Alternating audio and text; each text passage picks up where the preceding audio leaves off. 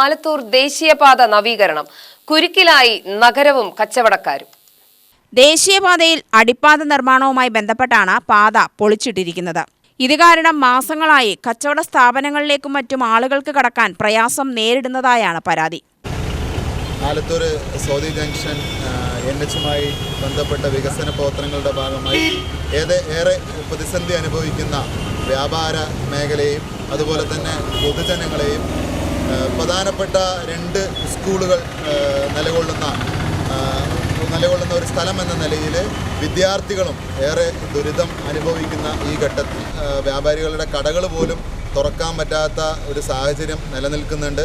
അപ്പോൾ അത് മനസ്സിലാക്കിക്കൊണ്ട് അധികാരികളുടെ ഇടപെടലുകൾ ഉണ്ടായി എത്രയും പെട്ടെന്ന് പണി പൂർത്തീകരിക്കുവാനുള്ള സാഹചര്യം ഒരുക്കണമെന്ന് ഒരിക്കൽ കൂടി ആലത്തൂർ ബിസിനസ് ക്ലബ്ബ് ആവശ്യപ്പെടുകയാണ്. പല കടകളുടെയും മുൻവശം നിർമ്മാണത്തിനായി കരാറുകാർ പൊളിച്ചിട്ടതാണ് പ്രശ്നമായത്.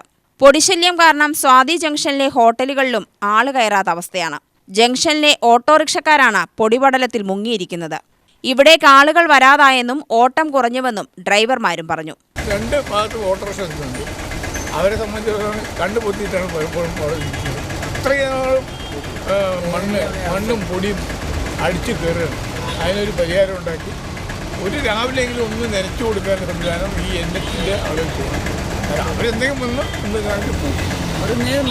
ആഴ്ചകളോളം ആ രീതിയിൽ വർദ്ധനമുണ്ട്. ഇതാണ് സംവിധാനം. അതിന് മാറ്റാൻ ആവശ്യമായ കാര്യത്തിൽ ഏറ്റവും വേഗം ഈ സർവീസ് റോഡ് വൃത്തിയാക്കി സിഗ്നൽ ലൈറ്റ് രാത്രി ഒരു 8-9 മണി വരെയും ഉപയോഗിക്കാൻ പറ്റുന്നുണ്ട്. 6 മണി കഴിഞ്ഞ് ഒരാളും. ഇത് എത്രയും പെട്ടെന്ന് നന്നാക്കുകയും വ്യാപാരത്തിന് തടസ്സം നീക്കുകയും വേണമെന്ന് വ്യാപാരി സംഘടനയായ ആലത്തൂർ ബിസിനസ് ക്ലബ്ബ് ഭാരവാഹികൾ ആവശ്യപ്പെട്ടു. സൗദി ജംഗ്ഷനിൽ പല വ്യാപാരികൾക്കും അവരുടെ സ്ഥാപനം പോലും തുറക്കാൻ പറ്റാത്ത അവസ്ഥയിലാണ്. ഏതെങ്കിലും രീതിയിൽ ആരെങ്കിലും ഒന്ന് വീണ് കഴിഞ്ഞാൽ അവർക്ക് ജീവഹാനി വരുന്ന രീതിയിലാണ് ഇപ്പോൾ നിലനിൽക്കുന്നത്.